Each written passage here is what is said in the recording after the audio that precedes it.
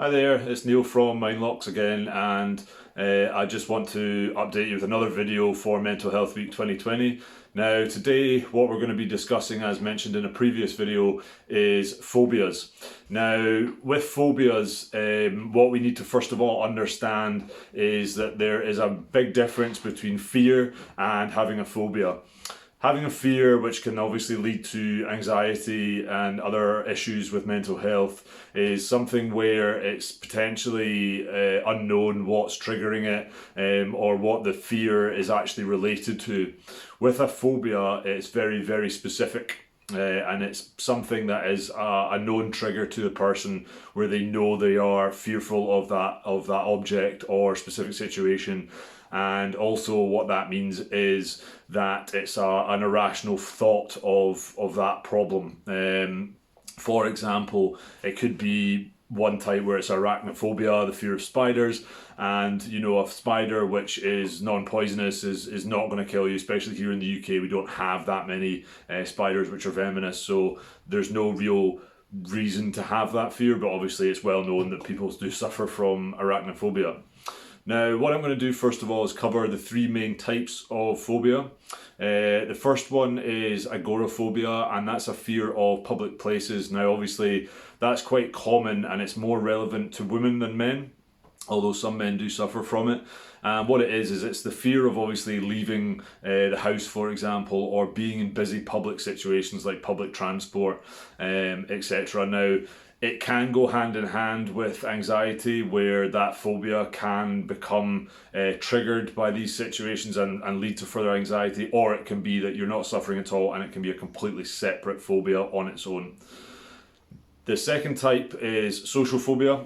What that is that's being in and around other people in social settings, where you're feeling pressure to obviously relate to and obviously discuss and be in that social setting. That's something for me that was a real problem when I was suffering with really bad anxiety. I had a definite social phobia. I was really scared to be around people, really scared of what they're talking about, and I've learned to deal with it through immersing myself in those situations, but it's still something today which does affect me. There's also specific phobias. Now what these can be is things like I've already mentioned: arachnophobia, claustrophobia, the fear of space; zoophobia, the fear of animals.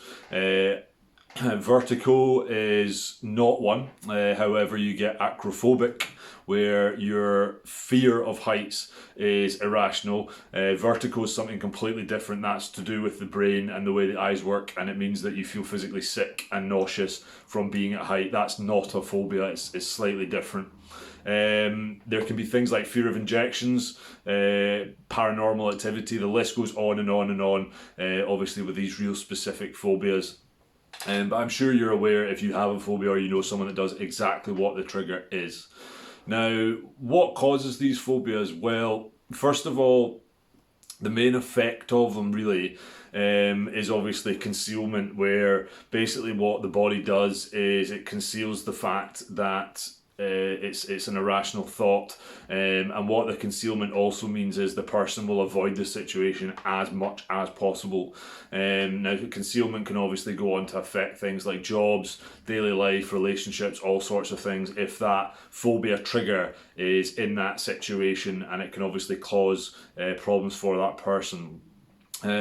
Alcohol's really relevant when it comes to phobias. You're 10 times more likely to have a phobia if you are an alcoholic or use alcohol to extremes, and you're also twice as likely more to suffer from alcohol addiction if you have irrational fears, such as phobias. I found this fact quite hard to get my head around, but it is something that if you have a phobia, what it means is people use alcohol to escape that trigger, and to dull it down in the brain, which is relevant for a load of different subjects as well.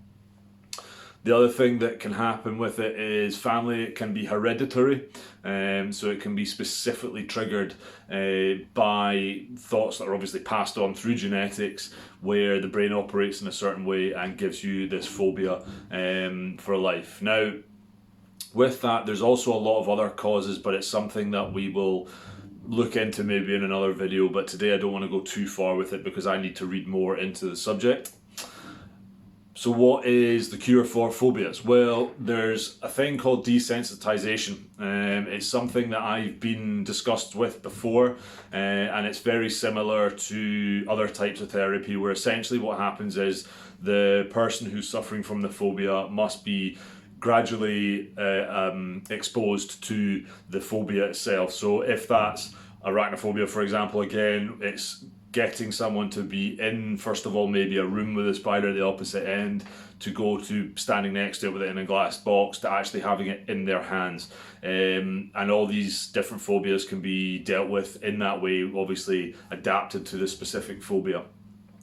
The good news is with desensitization is there's a 90% chance that if you go through proper treatment with it, that you can recover from a phobia and it can be removed from your life. Now, with that being said, it can still obviously cause anxiety to some people, even if they are fully desensitized, because they've got that memory in their brain, which will never go away.